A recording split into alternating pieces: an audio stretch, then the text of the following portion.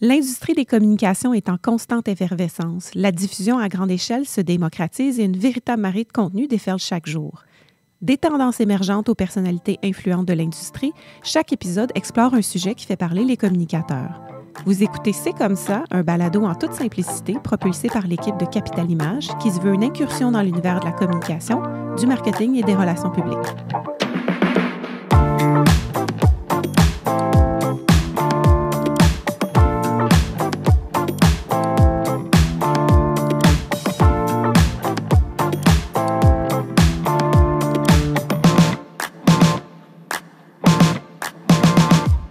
Bonjour, bienvenue au 10e épisode du balado C'est comme ça, propulsé par l'équipe de Capital Images. Aujourd'hui, je suis avec ma collègue Daphné. Bonjour. Bonjour, ça va bien Daphné? Oui, ça va bien. Toi, Julie? Ça va très bien, merci. Je me présente, moi c'est Julie Deschambault, directrice principale chez Capital Images. Daphné, conseillère numérique. Je suis contente qu'on aborde le sujet aujourd'hui. Ça fait un petit bout qu'on voulait l'aborder, l'économie de manière générale et comment ça a un impact dans notre industrie en communication. On reçoit un invité en deuxième segment, Francis Gosselin, qui est économiste, conférencier, auteur aussi. Puis, on voulait parler avec lui, évidemment, d'économie. La semaine dernière, on a eu la nouvelle de la Banque du Canada de la baisse du taux directeur. Donc, évidemment, ça a eu un impact immédiat. On en parle partout dans les médias.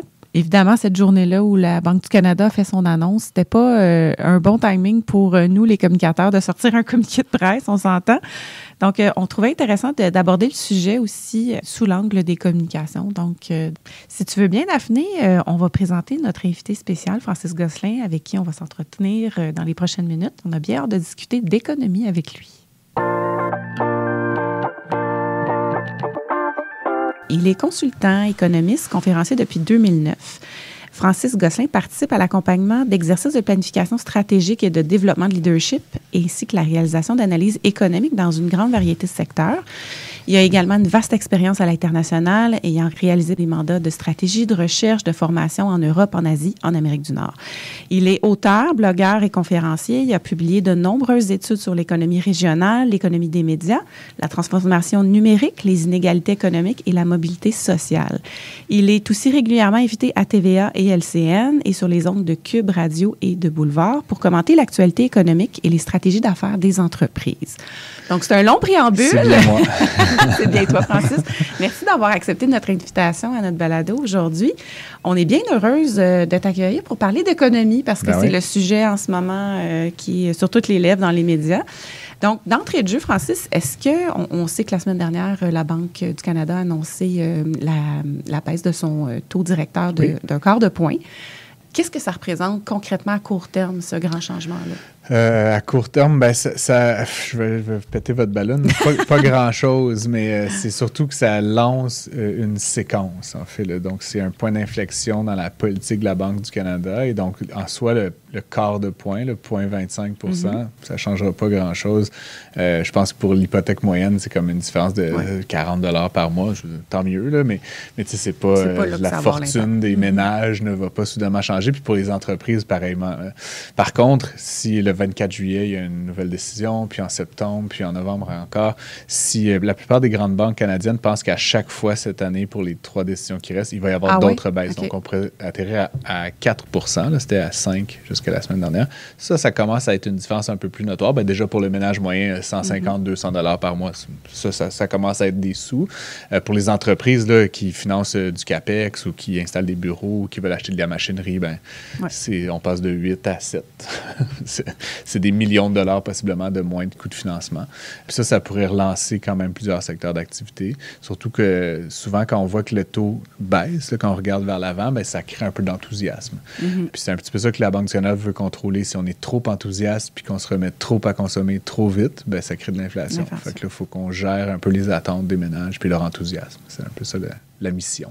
Excellent. Puis est-ce qu'il y a quelque chose d'autre qu'il faut regarder dans un avenir rapproché qui pourrait vraiment influencer l'économie du Québec? On sait qu'il y a beaucoup de mouvements à l'échelle internationale. Donc, est-ce qu'il y a des choses qu'en ce moment, du côté économique, on essaie de surveiller? Tu sais, 1000 choses, là. Puis moi, c'est sûr que je parle à la radio tous les jours. Je suis conférencier en économie. Je travaille, comme ça a été dit dans l'intro, en planification stratégique, ce qui implique toujours de regarder venir. Fait que, tu sais, dites-moi dans quel secteur vous êtes et je vous dirai qu'est-ce qui va vous influencer. Tu sais, c'est sûr que moi, je suis quelqu'un qui s'intéresse beaucoup à l'impact de l'international sur le Québec, sur le Canada. Donc, évidemment, le prix du pétrole, mettons, par exemple. On a actuellement un conflit en Israël, bon, avec la Palestine, ou en fait les Palestiniens. Il y a l'Iran voisin, puis l'OPEP qui est là-dedans avec l'Arabie Saoudite. Bref, tout ça est un peu compliqué, mais ça fait que le prix du pétrole fait beaucoup de yo-yo ces derniers temps et c'est très difficile à prévoir. Puis tous les économistes vous diront que la recette pour la croissance économique, c'est la prévisibilité.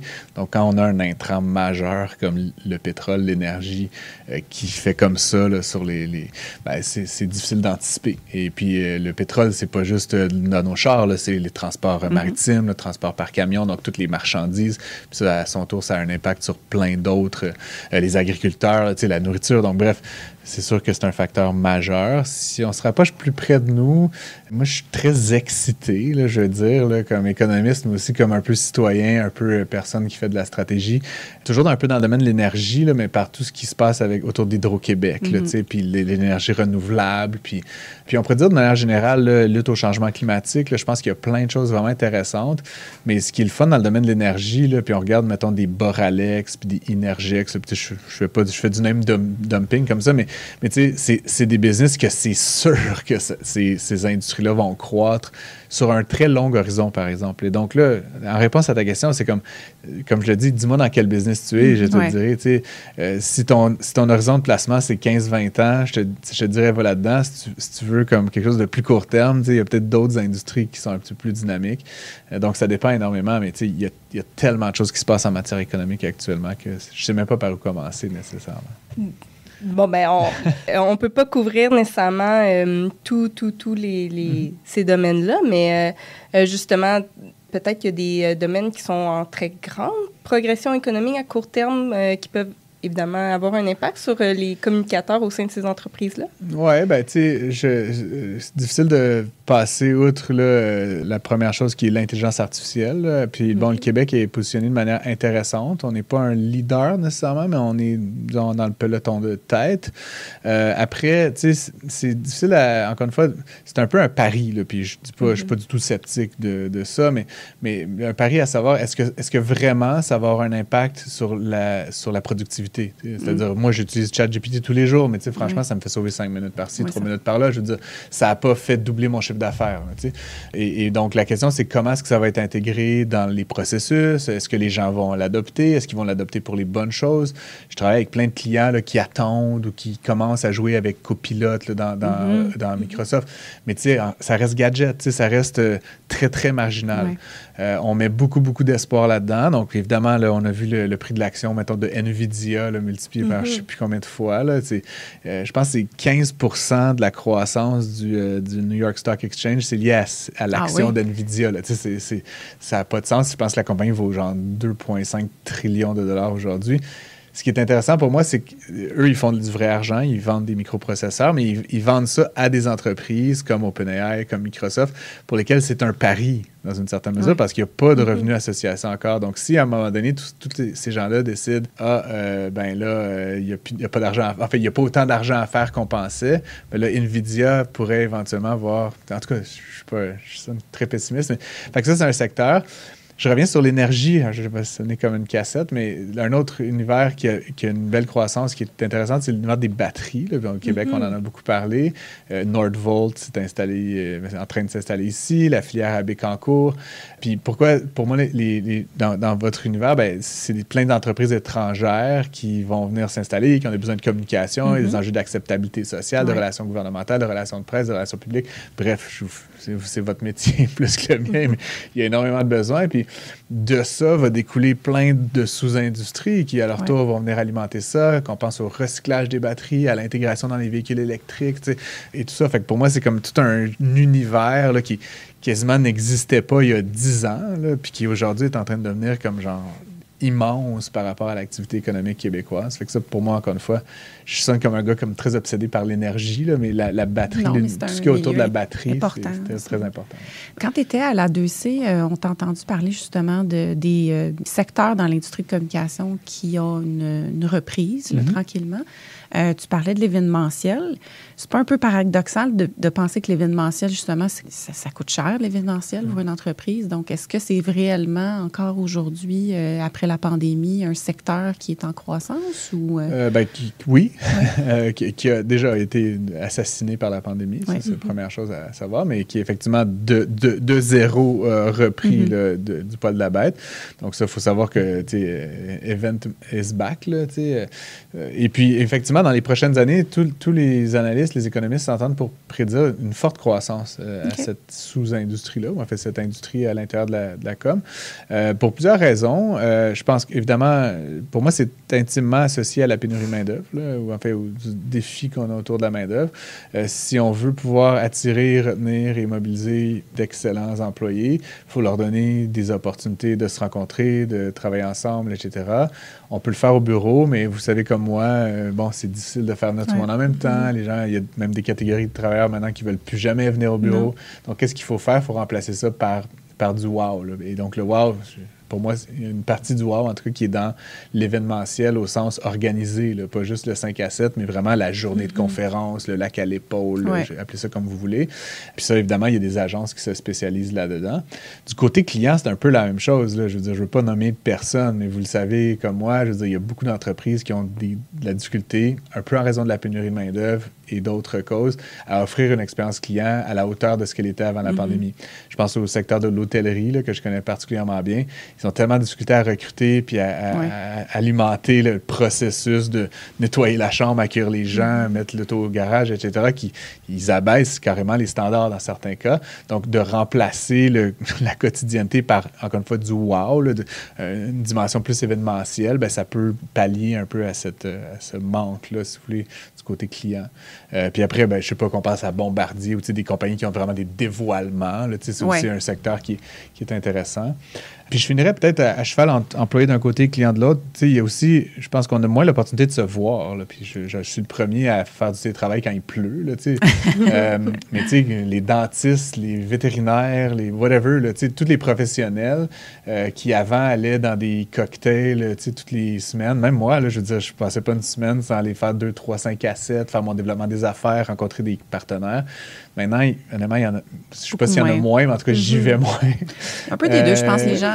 Mais fait qu'une fois par année, je vais à C2 ou je vais à telle affaire. Puis là, c'est comme tout le monde est là, c'est 2-3 jours, puis événementiel, beaucoup de wow, beaucoup de contenu, d'expérientiel, etc. Fait que ça, je pense, encore une fois, c'est quand même un peu 3 raisons qui font que je pense qu'il y a un bel avenir à ce segment-là de l'industrie de la com. C'est intéressant pour nous. Oui, puis tu as mentionné un petit peu, on est passé par-dessus l'économie sociale, tu en as fait mention. Nous, dans notre domaine, c'est des enjeux qu'on voit de plus en plus, que ce soit au niveau des changements climatiques ou équité, diversité, inclusion. Donc, c'est des choses qui prennent un peu plus de place dans la discussion. Est-ce que ce pan-là d'économie va prendre de l'expansion aussi ou c'est vraiment juste à l'interne dans les entreprises autres qu'on voit ça? Les deux, je pense. Pénurie de main-d'œuvre, nouvelle génération dans le milieu du travail avec des exigences peut-être un petit peu plus hautes à cet égard-là. Je suis un peu toujours... j'hésite à faire trop de généralisation parce que c'est pas tout à fait vrai. Là. On pense que les jeunes, là, tout le point sur le cœur, mais ils veulent aussi des bons salaires, des bonnes conditions de travail. Mais c'est vrai que les jeunes ont un petit peu plus d'exigences en matière d'engagement social, etc. Fait que je pense que de plus en plus, on va voir les entreprises s'engager en ce sens-là. Puis, tu sais, je nommais le secteur de l'énergie, dans le secteur du transport, dans le secteur de la mobilité. Il y a plein de business là, lucratifs qui sont en train d'adresser ou en fait de se pencher par la R&D, par des offres de marché, mettons la question des changements climatiques. Après, j'ai beaucoup travaillé, ça a été dit par Julie dans l'introduction, sur les inégalités sociales, économiques. Puis là, il y a toujours un pan de l'économie qui va être difficile à façonner de manière profitable. Tu sais. Et donc, c'est là où, en tout cas, moi, ce que je comprends de l'économie sociale, là, c'est comme une espèce de trou là, ou d'entre-deux où essentiellement, il y a un besoin, mais il n'y a pas de modèle d'affaires. Là, tu sais, pas un modèle d'affaires à profit. Donc, il se crée des organisations. J'ai quand même... Puis, il va y y en avoir de plus en plus. Ça, j'ai la conviction. J'ai quand même le sentiment qu'il y en a trop. Puis là, je m'explique. Il y a bien des gens qui veulent faire le bien, chacun dans leur coin. Puis je pense à la lutte contre l'itinérance, la pauvreté, le logement. Je vois comme une myriade de ces organisations-là qui chacun a un DG, un contrôleur financier, une personne au RH, une agence de com. Tant mieux. Ce que je veux dire, c'est qu'il y a, beaucoup de redondance. Puis je pense que si on veut résoudre des gros problèmes, il va falloir des grosses organisations. Là, ça sonne un peu simpliste peut-être, mais je pense qu'il va falloir de la consolidation. Puis c'est un mot un peu honni par le secteur de l'économie sociale parfois, mais j'ai travaillé dans le domaine de la culture beaucoup, puis pareil, je trouve que les festivals de films, c'est comme à un moment donné, t'en fais 42, là, c'est comme pourquoi tu fais pas un gros truc? Puis je sais qu'il y a des égos là-dedans, puis je veux pas blesser personne, mais je pense que si on veut résoudre des enjeux sociaux, il va falloir se concerter beaucoup mieux que ce qu'on fait actuellement. On l'a vu aussi récemment avec la faillite justement du Festival Juste pour rire qui a été racheté. C'est comme à un moment donné, il y en a beaucoup. Ouais. L'offre est grande. On ne partira pas sur ce sujet-là, mais, non, mais je suis d'accord avec toi. Il y a de l'avenir dans ce segment-là de l'économie, mais je pense qu'il va falloir qu'il se structure un peu mieux.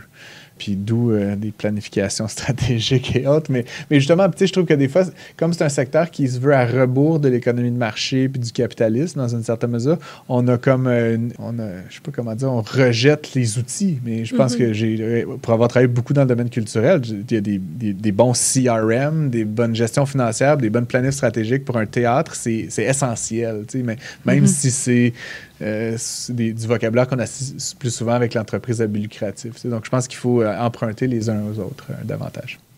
C'est des très, très bons points. Puis moi, personnellement, j'ai hâte de voir ce que ça va donner dans les prochaines années. Puis bien sûr, nous, on travaille aussi avec les clients qui ont cette vision-là un petit peu plus sociale. Donc, ça nous touche de très près. Puis on est vraiment heureux de pouvoir prêter main forte à ce secteur-là. Pour continuer, tu vulgarises super bien ces concepts-là. Je veux dire, moi, je ne suis pas personnellement à fond dans l'économie, dans ce genre de sujet-là. Mais en tant que communicateur, on a souvent apporté ces points-là, que ce soit en termes de relations de presse ou dans nos campagnes numériques, par exemple. Il faut qu'on vulgarise de notre façon ces points-là pour les mettre en contexte pour nos clients ou au nom de nos clients. Donc, est-ce que tu aurais des conseils, disons, pour nous, en tant qu'agence, comment mieux contextualiser l'économie? Mais honnêtement, j'ai fait un doctorat en économie. Hein, ça sonne très pompeux, mais honnêtement, je me sers de rien de ça dans ma pratique quotidienne. Tu sais, ce que je vous raconte là, ce que je dis à Mario Dumont tous les jours à Cube, ce que je fais dans mon balado à moi, je vous inviterai peut-être. Ben oui. Tu sais, c'est des trucs, c'est comme disent les anglophones, it's pedestrian. C'est des trucs que je ramasse sur l'Internet. Fait que, tu sais, mes conseils, j'écoute. Puis après, c'est comme l'œuf ou la poule. Je suis un passionné d'économie. Puis, tu sais, je sais que pour certaines personnes, ça peut sonner bizarre, mais j'adore ça. J'adore comprendre plusieurs facettes de cette discipline. J'écoute une vingtaine de balados d'économie, plutôt anglophones, malheureusement. Mais, tu sais, The Economist à tous les jours, le New York Times, ils ont un angle économique très fort. Le Financial Times, ils ont un excellent podcast qui s'appelle Unhedged, qui est très drôle avec des Anglais, des Américains qui se tirent la pipe un peu. J'écoute un podcast sur les Chief Innovation Officers. Non, Chief Investment Officers, excuse-moi. Donc, c'est des gens qui gèrent la portion investissement, mettons, à la caisse de dépôt chez PSP, mais tu sais, dans des BlackRock, des grands fonds partout dans le monde. Ça s'appelle Capital Allocators. C'est des gens qui allouent du capital. Là, fait que toi, tu as 1 million, toi, tu as 10 millions. Comment on prend les décisions d'allouer le capital. Fait que j'écoute ça dans l'auto, en marchant, en faisant mon jogging. Il y a du monde qui écoute David Guetta. Moi, j'écoute Capital Allocators.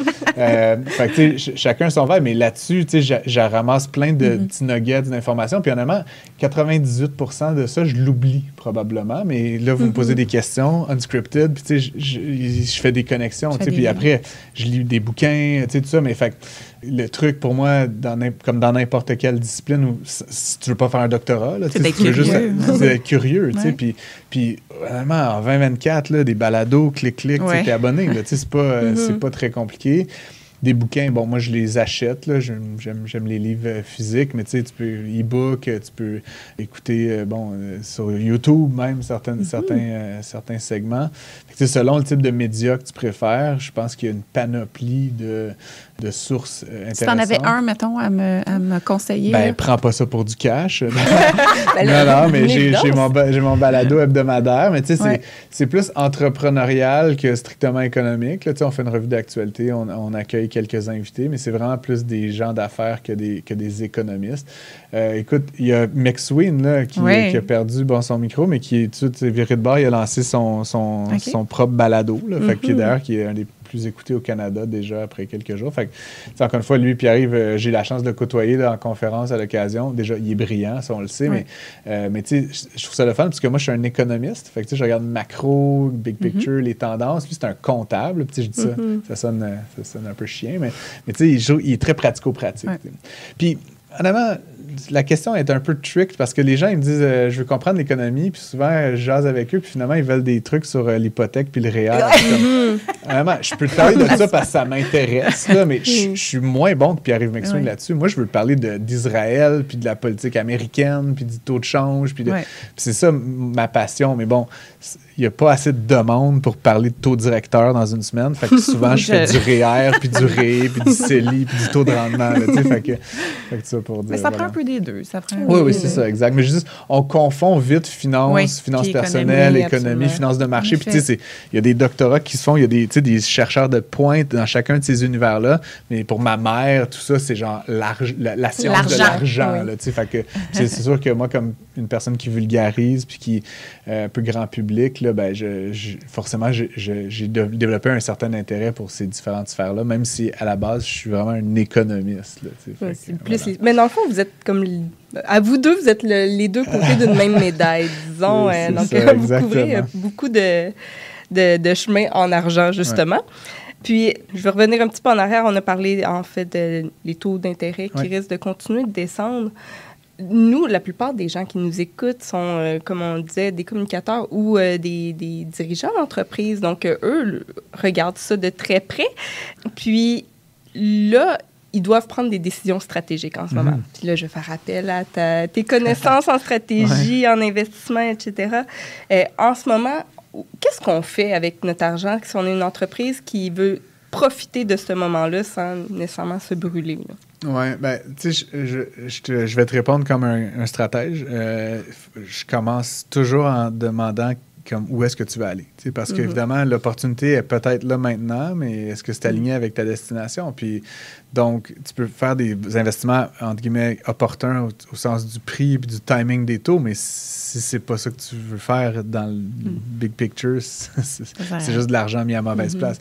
Fait que, tu sais, replanif stratégique. Fait que, tu sais, à partir de ça, si tu es convaincu que dans 2, 3, 4 ans, ta trajectoire elle t'emmène à tel endroit, ce que je pense, c'est qu'actuellement, bon, on l'a dit, le taux a commencé sa baisse graduelle, puis ça crée donc une anticipation chez les consommateurs, mais aussi chez certains dirigeants d'entreprise que ça va être de moins en moins cher. Et je pense qu'il y a des gens, autant dans le marché immobilier que dans le marché de la machinerie ou des investissements numériques, qui se disent « Ah, je vais attendre que ça ait baissé suffisamment, puis je vais rentrer, je vais timer le marché, comme on dit. » Le problème, c'est que si tu essaies de timer le marché, tout le monde essaie de timer le marché.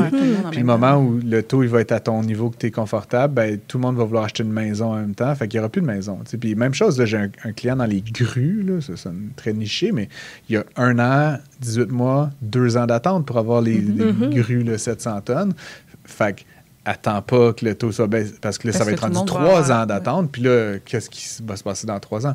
Donc, si tu es convaincu que ta stratégie, c'est d'acheter 4 grues, là, passe la commande maintenant. Parce que je veux dire, même si c'est 1% ou 1,5% plus cher, le coût d'opportunité de ne pas avoir la machine au moment où tu en auras besoin ou au moment où tes ventes vont se faire, etc., c'est la même chose dans le numérique. Puis je dirais même, honnêtement, c'est la même chose en matière d'emploi. Tu sais, beaucoup de gens attendent actuellement que l'économie reprenne, que les ventes soient là, etc. Puis bon, ça dépend des situations de chacun et chacune, mais si vous avez les moyens d'investir, là, si vous avez des liquidités, des BNR, les employés, quand l'économie va se mettre à aller bien, la pénurie de main-d'œuvre, elle sera pas finie pour les 20 prochaines années, là, comme si ça va un petit peu mieux là, depuis quelques temps, le chômage a un peu augmenté, mais quand l'économie va reprendre, ça va être pire que c'était l'année dernière. La pénurie de main-d'œuvre, ça va juste dans une direction, puis c'est pire. Fait que si vous avez l'opportunité d'embaucher des gens maintenant, même s'ils travaillent juste 20 heures par semaine, faites-le, parce que là, vous allez pouvoir les retenir quand l'économie va reprendre. Alors que si vous attendez que la croissance soit revenue, il n'y aura plus d'employés. Donc, vous allez devoir les débaucher, puis là, ça va vous coûter plus cher. Puis c'est quand même plus tough de débaucher quelqu'un puis de le faire rentrer que de le garder, le fidéliser. Fait que pour moi, le pari à faire, c'est le plus... Le meilleur moment pour planter un arbre, c'est il y a 20 ans, puis le deuxième meilleur moment, c'est aujourd'hui. J'ai une petite phrase toute faite pour vous, mais je dis souvent ça à mes clients, c'est comme on regrette souvent de ne pas avoir pris les décisions plus tôt. Fait que, encore une fois, je pense qu'il y a des opportunités à faire maintenant avant que la folie du marché, des marchés, là, soit repartie. Et justement, parlant d'emploi puis de pénurie de main-d'œuvre, j'imagine que tu penses, en effet, que la marque employeur est autant plus importante aujourd'hui puis que les entreprises devraient encore une fois investir dans leur marque employeur? Oui, tout à fait. Puis j'ai eu la chance de côtoyer plein d'organisations qui ont essayé différentes choses. C'est intéressant pour moi, la marque employeur, parce que ça rejoint votre pratique et la mienne. Il y a une portion dans la marque employeur qui est une question de marque, donc de communication, de marketing, de la marque, l'empreinte que tu laisses dans la tête des gens. Mais il y a aussi un élément de processus interne, de stratégie interne, de gouvernance interne. Puis ça, je pense qu'il faut que les deux facettes soient simultanément prises en charge. Si ton organisation, elle n'a pas une expérience employée quotidienne qui est extraordinaire, si tes gestionnaires, ils ne sont pas formés au principe de bon management, j'ai même, j'en parle de ces questions-là de processus RH là, dans certaines de mes conférences, mais j'ai vu des organisations, notamment, qui avaient tout bon, sauf la fin. Quand la personne, je ne sais pas, pour une raison XY, on faisait on coupait des postes ou la personne n'était pas performante ou peu importe la raison, ou elle s'en allait pour un autre emploi, le exit... L'interview n'existait pas. C'est pas juste ça, genre, she's dead to me. C'était comme votant, je l'enlève de mes amis Facebook. C'est comme, il y avait une genre de colère à l'égard de la personne qui quittait, quelle que soit la motivation. Puis ça fait que cette personne-là, au lieu de devenir ton ambassadeur chez ton concurrent ou chez ton client, elle devient ton détracteur. Fait que, puis j'en parle, comme je disais en conférence, il y a des organisations aux États-Unis surtout qui ont carrément des pages LinkedIn, des grosses business, des anciens, Procter & Gamble, General Electric. J'ai le tatou, je suis plus là, mais j'ai été chez GE. Moi, j'ai travaillé longtemps en France, là, chez BNP Paribas, puis tu avais une gang d'anciens de GE, puis c'est comme, toi, t'es un GE, hein, ça paraît. Comme, ils sont plus là, ils travaillent plus dans ça.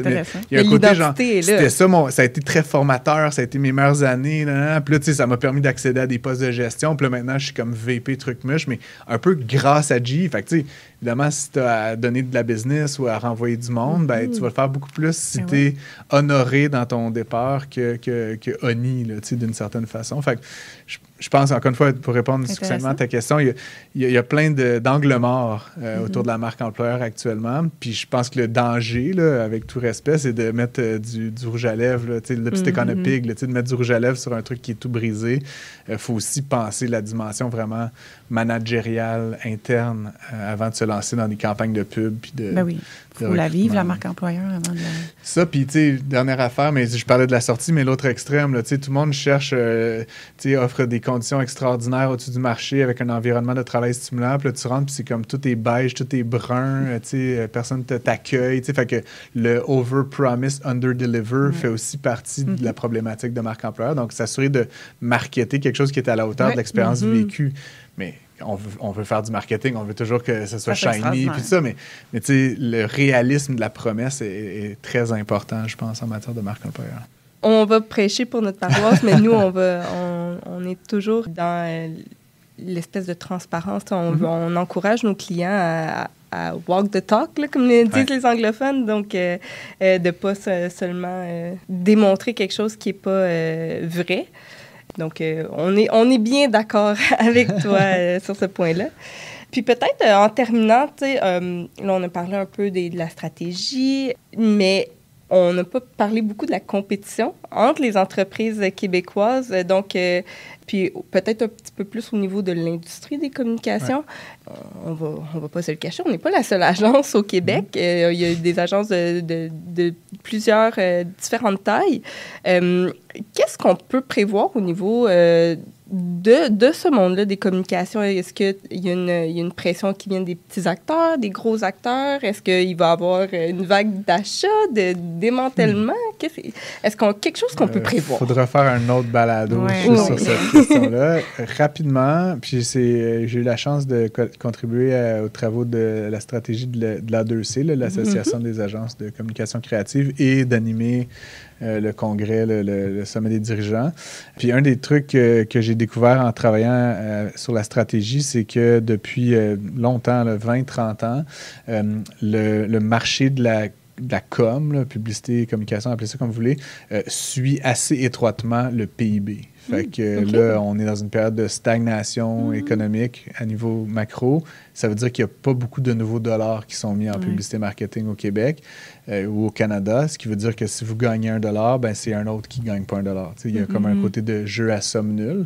C'est sûr que si l'économie croît de 2-3% par année, ben il y a juste plus de dollars qui sont investis, 3% plus de dollars chaque année. Ben, tu peux avoir une petite agence qui naît puis qui ramasse une coupe de dollars. Puis là, vous aussi, vous avez un peu de croissance. Donc, tu sais, bon, ça, c'est la première chose. La deuxième affaire, puis ça, je ne sais pas c'est quoi votre réalité ici, mais de manière générale, au Québec, toute industrie confondue, on va avoir un gros problème de relève dans les 10 prochaines années. Puis je ne vais pas nommer d'agence, mais j'en connais plusieurs qui sont pilotées par des personnes au bord de la retraite. Il y a certaines d'entre elles qui ont des ressources à l'interne qui sont prêtes à reprendre le flambeau. Ça ne va pas toujours marcher. Donc, tu parlais, tu sais, un peu comme je parlais dans les OBNL ou dans le domaine de l'économie sociale, je pense dans le domaine des agences, il va y avoir de la consolidation dans les prochaines années juste parce qu'on manque de chefs d'entreprise, hommes et femmes.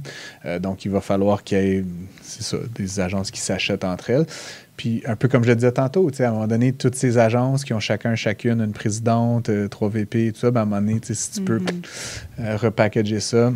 Après, il va toujours y avoir des petites agences qui vont naître. Puis, la question relative notamment à l'IA puis à d'autres technologies qui vont peut-être venir nous perturber, c'est parce qu'actuellement, il n'y a pas de barre à l'entrée. Là. Demain, je peux me partir d'une agence de pub, puis je peux facilement faire un poster, puis tu sais, je dis pas qu'il y a de la gradation, là, mais je veux dire, il n'y a pas une grosse barre à l'entrée pour en faire un petit peu.